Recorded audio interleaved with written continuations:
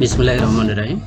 আজকে আলোচনার বিষয় রাজশাহী বোর্ড 2017, 16 এবং 15। তো প্রথমে রাজশাহী বোর্ড 2017 নিয়ে আলোচনা করব।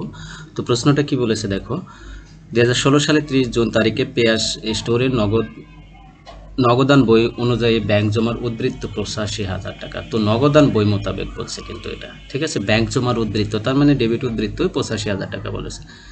ব্যাংক বিবরণী অনুযায়ী উক্ত উদ্বৃত্ত সঠিক ছিল না। হিসাব যাচাই করে নিম্নোক্ত পার্থক্যগুলো পাওয়া যায়। তো কী কী পার্থক্য পাওয়া গেছে দেখি। দেনাদারের নিকট হতে প্রাপ্ত 35,000 টাকা চেক আদায়ের জন্য ব্যাংকে জমা, কিন্তু ব্যাংক কর্তৃক 30 জুন পর্যন্ত আদায় হয়নি। তাইলে দেনাদারের কাছ থেকে 35,000 টাকার একটা চেক ব্যাংকে জমা দিছো, কিন্তু ব্যাংক সেই চেকের টাকাটা এখন পর্যন্ত আদায় করতে পারেনি। তাইলে নগদান বইতে তুমি যখন জমা দিছো তখন ডেবিট করেছিল, কিন্তু ব্যাংক এখনো আদায় করতে পারেনি। তার মানে কি আবার মাইনাস করে দিতে হবে নগদান বইতে, তাইলে হিসাব মিলে যাবে। বিনিয়োগের সুদ 5,000 টাকা ব্যাংক কর্তৃক আদায়, কিন্তু নগদান বইতে লেখা হয়নি। তাহলে নগদান বইতে লিখে দিতে হবে, ডেবিট করতে হবে ব্যাংক হিসাবে। ব্যাংক কর্তৃক 15,000 টাকা প্রদেয় বিল পরিশোধ 30 জুন পর্যন্ত নগদান বইতে লেখা হয়নি। ব্যাংক তোমার অ্যাকাউন্ট থেকে 15,000 টাকা তোমার পাওনাদারকে দিয়ে দিচ্ছে বা প্রদেয় বিল পরিশোধ করছে, কিন্তু তুমি নগদান বইতে লেখনি। তাহলে ব্যাংক হিসাব ক্রেডিটে 15,000 টাকা দেখাই দিতে হবে। এবার পাওনাদারকে পরিশোধের জন্য 20,000 টাকা চেক ইস্যু করা হয়, কিন্তু ব্যাংক কর্তৃক এখনও পরিশোধ করা হয়নি। ঠিক আছে, পাওনাদারকে পরিশোধের জন্য 20,000 টাকার একটা চেক দিয়ে দিছো, ইস্যু করছো, তুমি পাওনাদারকে চেক দিছো, তোমার অ্যাকাউন্ট থেকে টাকা কেটে নেওয়ার কথা, কিন্তু ব্যাংক তোমার অ্যাকাউন্ট থেকে টাকা কেটে দেয়নি বা ওই পাওনাদারকে টাকা পরিশোধ করেনি। তাহলে কি তোমার অ্যাকাউন্টে টাকা রয়ে গেছে, তাহলে এটা আবার ব্যাংক হিসেবে ডেবিট করতে হবে। ব্যাংক কর্তৃক মঞ্জুরকৃত সুদ 2,000 টাকা এবং ধার্যকৃত কমিশন 1,000 টাকা, যা নগদান বইতে লেখা হয়নি। তাহলে মঞ্জুরিকৃত সুদ ডেবিট পাশে দেখাই দেবা নগদান বইয়ের, আর ধার্যকৃত কমিশন ক্রেডিট পাশে নগদান বইতে দেখাই দেবা।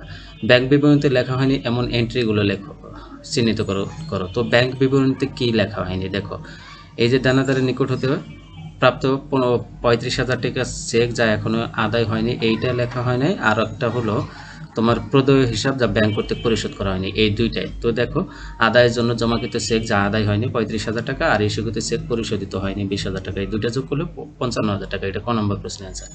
খ নম্বর প্রশ্ন বলছে ব্যাংক সমন্বয় বিবরণী তৈরি করো। তো ব্যাংক সমন্বয় বিবরণী আমাদের প্রথম কাজ হলো নগদান বই অনুযায়ী ব্যাংক জমার উদ্বৃত্ত 85,000 টাকা দিয়ে দেবো। এর সাথে কি কি যোগ হবে সেটা যোগ করবো। তো দেনাদারের নিকট হতে প্রাপ্ত 35,000 টাকা চেক আদায়ের জন্য ব্যাংকে জমা দেওয়া হয়েছে, তাকে যখন ব্যাংকে জমা দিয়েছে তখন কিন্তু তুমি ব্যাংক হিসাবে ডেবিট করে ফেলছো নগদান বইয়ে, কিন্তু ব্যাংকে এখনো আদায় করতে পারেনি, তাহলে এটা ক্রেডিট করতে হবে, এটা বিয়োগের ঘরে যাবে। তো দেখো, আমরা বিয়োগের ঘরে দিয়ে দিচ্ছি আদায়ের জন্য জমাকৃত চেক যা আদায় হয়নি 35,000 টাকা। এরপরে এন্ট্রিটা দেখো 2 নম্বর, বিনিয়োগের সুদ 5,000 টাকা ব্যাংক থেকে আদায় হয়েছে, যা নগদান বইতে লেখা হয়নি। তাহলে নগদান বই ব্যাংকের ডেবিট পাশে দিতে হবে, তাহলে এটা যোগের ঘরে যাবে। তাহলে কি হবে, বিনিয়োগের সুদ ব্যাংক কর্তৃক আদায় হয়েছে যা নগদানভুক্ত হয়নি, তাই যোগের ঘরে দিয়ে দিয়েছে। এরপরে এন্ট্রিটা বলছে ব্যাংক কর্তৃক 15,000 টাকা প্রদেয় বিল পরিশোধ, কিন্তু 30 জন পর্যন্ত নগদান বইতে, তাহলে ব্যাংক পরিশোধ করে দিচ্ছে তোমার প্রদেয় বিলের টাকা, তাহলে নগদান বইতে ক্রেডিট করতে হবে, এটা বিয়োগের ঘরে যাবে। ঠিক আছে, তাহলে ব্যাংক কর্তৃক প্রদেয় বিলের পরিশোধ যা নগদান ভুক্ত হয়নি 15,000 টাকা, বিয়োগের ঘরে দিয়ে দিলা। এরপর 4 নম্বর বলছে পাওনাদারকে পরিশোধের জন্য 20,000 টাকা চেক ইস্যু করা হয়, কিন্তু ব্যাংক এখনো পরিশোধ করেনি, তাহলে এটা আবার যোগের ঘরে দিয়ে দিতে হবে। তো এই যে ব্যাংক কর্তৃক প্রদেয় বিল পরিশোধ পাওনাদারকে ইস্যুকৃত চেক ব্যাংক কর্তৃক পরিশোধিত 20,000 টাকা, এটা যোগের ঘরে যাবে। এরপরে 5 নম্বর বলছে ব্যাংক কর্তৃক মঞ্জুরিকৃত সুদ, এটা যোগের ঘরে, আর এই যে ধার্যকৃত এটা বিয়োগের ঘরে যাবে। তো যোগের ঘরে আর বিয়োগের ঘরে দিয়ে দিলাম। এবার ক্যালকুলেশন করলাম, যোগ করলে 1,12,000 টাকা হয়, 1,12,000 থেকে 51,000 মাইনাস করলে 61,000 হয়। তো ব্যাংক বিবরণী অনুযায়ী ব্যাংক জমা 61,000 টাকা। যখন তোমরা এখানে নগদান বই অনুযায়ী ব্যাংক জমার উদ্বৃত্ত লিখবা, তখন এখানে ব্যাংক বিবরণী অনুযায়ী ব্যাংক জমা লিখতে হবে, বুঝতে পারছো? এখানে যখন ব্যাংক বিবরণী অনুযায়ী লিখবা, তখন এখানে নগদান বই অনুযায়ী লিখতে হবে। এতটুকু মনে রাখতে হবে তোমাদের। 2 নম্বর, 3 নম্বর এবং 5 নম্বর লেনদেনে যাবে দেখো। তো 2 নম্বরে কি বলছে, বিনিয়োগের সুদ আদায় করা হয়েছে ব্যাংক কর্তৃক, তাইলে ব্যাংক হিসাব ডেবিট, বিনিয়োগের সুদ হিসাব ক্রেডিট। তারপরে 3 নম্বর বলছে প্রদেয় বিলের অর্থ পরিশোধ করা হয়েছে, তাহলে প্রদেয় বিল ডেবিট, ব্যাংক হিসাব ক্রেডিট। এরপর 5 নম্বর বলছে ব্যাংক কর্তৃক মঞ্জুরিকৃত সুদ, তাহলে ব্যাংক হিসাব ডেবিট, ব্যাংক মঞ্জুরি সুদ হিসাব ক্রেডিট। এরপর ব্যাংক চার্জ বলছে, তাহলে ব্যাংক চার্জ ডেবিট, ব্যাংক হিসাব ক্রেডিট। তো এইভাবেই জাবেদা করা হয়েছে দেখো, ব্যাংক হিসাব ডেবিট, বিনিয়োগের সুদ ক্রেডিট, প্রদেয় বিল ডেবিট, ব্যাংক হিসাব ক্রেডিট। এরপর ব্যাংক হিসাব ডেবিট, ব্যাংক সুদ হিসাব ক্রেডিট। এরপর ব্যাংক চার্জ ডেবিট, ব্যাংক হিসাব ক্রেডিট। তো এটা গেল রাজশাহী বোর্ড 2017। এরপর রাজশাহী বোর্ড 2016 আলোচনা করব, কি বলেছে দেখো। 2015 সালে 31 ডিসেম্বর তারিখে যমুনা ট্রেডার্সের নগদান বইতে 26,500 টাকার উদ্বৃত্ত দেখা গেল। উদ্বৃত্ত নগদান বইতে, যেহেতু ডেবিট ক্রেডিট কোনো কিছু বলে নাই, তাহলে এটা ডেবিটে। কিন্তু উক্ত একই তারিখে পাস বইয়ের নগদান উদ্বৃত্ত সমপরিমাণ হলো না। ঠিক আছে, নগদান পাস বই অনুযায়ী আবার নগদান উদ্বৃত্তের অ্যামাউন্ট সমপরিমাণ হলো না, আগেরটার মতোই কাহিনী বলেছে। তো কি কি গরমিল আছে দেখো। পরিশোধের জন্য ইস্যুকৃত মোট 10,000 টাকা চেকের মধ্যে 6,500 টাকা চেক ব্যাংক কর্তৃক পরিশোধিত হয়েছে। তাহলে 6,500 টাকা পরিশোধ করছে, আরও 3,000, হ্যাঁ 3,500 টাকা কি রয়েছে এখনো ব্যাংকের অ্যাকাউন্টে পড়ে রয়েছে। তাহলে এই 3,500 টাকা আবার নগদে যোগ করে দিতে হবে। আদায়ের জন্য ব্যাংকে জমাকৃত চেক 3,000 টাকা, কিন্তু ভুলে নগদান বইতে অন্তর্ভুক্ত হয়নি। তাহলে এটা অ্যাড করে দিতে হবে, ব্যাংকে অ্যাড করতে হবে, এটা যোগ করতে হবে। 2500 টাকার একখানা প্রদেয় বিল ব্যাংক কর্তৃক পরিশোধিত হয়েছে, কিন্তু নগদান বইতে, তাহলে ব্যাংক থেকে এটা নগদান বইতে ক্রেডিট দিকে দিতে হবে, তার মানে কি বিয়োগের ঘরে যাবে। এরপর 5,000 টাকার প্রাপ্য বিল 4800 টাকায় বাট্টা করা হয়েছে, কিন্তু নগদান বইতে পুরো অর্থে লেখা হয়েছে, 200 টাকা বেশি লেখা হয়েছে, তো 200 টাকা বিয়োগের ঘরে যাবে। ব্যাংক কর্তৃক মঞ্জুরিকৃত সুদ 250 টাকা, এটা যোগের ঘরে যাবে। ঠিক আছে, 4 নম্বর মোতাবেক নগদান বইতে কত টাকা বেশি দেখানো হয়েছে তার পরিমাণ লেখো। তো লেখা হয়েছে কত, 5,000 টাকা, আর বাট্টাকরণ করা হয়েছে 4800 টাকা, তাহলে বেশি দেখানো হয়েছে কত, 200 টাকা। তো এইভাবে লিখবা। বাট্টাকৃত প্রাপ্য বিল লেখা হয়েছে 5,000 টাকা, প্রাপ্য বিল বাট্টাকরণ করা হয়েছে প্রকৃতপক্ষে 4800 টাকা, তাইলে বেশি লেখা হয়েছে 200 টাকা। এরপর নগদান বইতে হিসাবভুক্ত করা হয়নি এরূপ এখানে বলাই আছে কি কি হিসাব করা হয়নি। এই যে 3 নম্বর এন্ট্রিটা হিসাবভুক্ত করা হয়নি 2500 টাকা। তারপরে বলা আছে যে 4 নম্বরটা এন্ট্রি হিসাবভুক্ত করা হয়নি,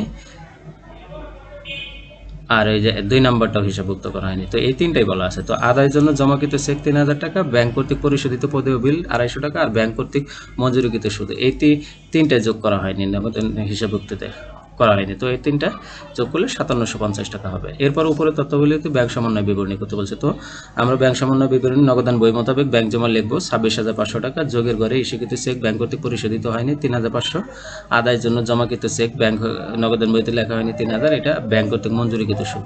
এই তিনটা যোগ করলাম 6750, তাইলে 26,500 থেকে সাথে 6,750 যোগ করলে 33,250 হয়। এরপর বিয়োগের গুলো কি কি আছে, ব্যাংক কর্তৃক প্রদেয় বিলে অর্থ পরিশোধ নগদান বইতে, এটা বিয়োগে যাবে। বাট্টাকৃত প্রাপ্য বিলে বেশি লেখা হয়েছে, এটা বিয়োগের ঘরে যাবে 200 টাকা। তো দুইটা যোগ করলে 2700, তো 33,250 থেকে 2700 মাইনাস করলে 30,550 হয়। ঠিক আছে, এটা গেল তোমার রাজশাহী বোর্ড 2016। তো রাজশাহী বোর্ড 2015-তে কি বলেছে দেখো। নিম্নের তথ্যাবলী 31 ডিসেম্বর 2014 তারিখে মেসার্স হাবিব অ্যান্ড কোন এর বইতে লেখা হয়েছে। 31/12/2014 তারিখে নগদান বই মোতাবেক ব্যাংক জমা 18,000 টাকা। তো এটাও ব্যাংক জমাই বলছে। পরিশোধের জন্য ইস্যুকৃত চেক মোট 9,000 টাকা, কিন্তু 4,000 টাকা চেক ব্যাংক কর্তৃক পরিশোধিত হয়েছে। তো 9,000 টাকা ইস্যু করছে, 4,000 টাকা ব্যাংক, তাহলে 5,000 টাকা অ্যাকাউন্টে পড়ে হয়েছে, 5,000 টাকা আবার যোগ করে দিতে হবে। আদায়ের জন্য 5,000 টাকা এখানে চেক ব্যাংকে জমা দেওয়া হয়েছে, কিন্তু ব্যাংক কর্তৃক আদায় হয়েছে 1/3/2014। তুমি অঙ্ক করতেছো 31/12/2014, এটা 3/1/2014 না 2015 হওয়ার কথা মনে হয়। ঠিক আছে, আচ্ছা এটা 2015 হবে, এটা কেন লিখতে ভুল হয়ে গেছে। 2700 টাকার একটি নোট ব্যাংক কর্তৃক পরিশোধিত হয়েছে, কিন্তু নগদান বইতে লেখা হয়নি। ঠিক আছে, তাহলে এটা বিয়োগ করে দিতে হবে। ব্যাংক লভ্যাংশ আদায় করেছে, কিন্তু তাইলে এটা যোগ করতে হবে। ব্যাংক কর্তৃক আদায়কৃত টাকার পরিমাণ কত, তো ব্যাংক কর্তৃক লভ্যাংশ আদায় করছে শুধু 5,000 টাকা, এইটাই। তাছাড়া খ নম্বর প্রশ্ন বলছে ব্যাংক বিবরণীতে লিপিবদ্ধ হয়েছে এরূপ লেনদেন এর পরিমাণ নেই। তো কি কি লিপিবদ্ধ হয়েছে দেখো, ব্যাংক কর্তৃক পরিশোধিত চেক, তারপরে ব্যাংক কর্তৃক প্রদেয় বিলের অর্থ পরিশোধ, আর ব্যাংক কর্তৃক লভ্যাংশ আদায়, এই কয়েকটা ব্যাংকের লিপিবদ্ধ হয়েছে। ঠিক আছে, তারপরে হলো কি গ নম্বর প্রশ্ন বলছে প্রদত্ত তথ্যগুলি হতে একটি ব্যাংক সমন্বয় বিবরণী তৈরি করো। তো ব্যাংক সমন্বয় বিবরণী আমরা নগদান বই মোতাবেক ব্যাংক জমা লিখলাম 18,000 টাকা, যোগের ঘরে আছে ওই যে ব্যাংক কর্তৃক অপরিশোধিত চেক 9,000 টাকা চেক দিয়েছিল। ঠিক আছে, 4,000 টাকা পরিশোধ করছে, আর 5,000 টাকা অপরিশোধিত ছিল সেটা, আর ব্যাংক কর্তৃক লভ্যাংশ আদায় এইটা, এই দুটো যোগ করলে 10,000, আর 18,000 যোগ করলে 28,000। এরপর বিয়োগের ঘরে ছিল আদায়ের জন্য জমাকৃত চেক নির্দিষ্ট তারিখে আদায় হয়নি 5,000 টাকা, ব্যাংক কর্তৃক পরিশোধিত নোট নগদান বইতে লিপিবদ্ধ হয়নি 2700 টাকা, দুটো যোগ করলে 7,700 টাকা। তো 28,000 থেকে 7,700 মাইনাস করলে 20,300 টাকা হয়। ঠিক আছে, এই যে ব্যাংক কর্তৃক পরিশোধিত হয়নি যেটা এই যে নির্দিষ্ট তারিখে, এটা কিন্তু এই যে কনফিউশন তারিখ ছিল, এটা 2015 সাল হবে। ঠিক আছে, 3/1/2015 সাল হবে এটা। তো এই ছিল আজকে আলোচনা বিষয়, আশা রাখি তোমরা বুঝতে পারছো। তারপরে বুঝতে যদি কোথাও কোনো প্রবলেম হয় কমেন্টের মাধ্যমে আমাকে জানাই দিও। সে পর্যন্ত সবাই ভালো থাকো, সুস্থ থাকো, আল্লাহ হাফেজ।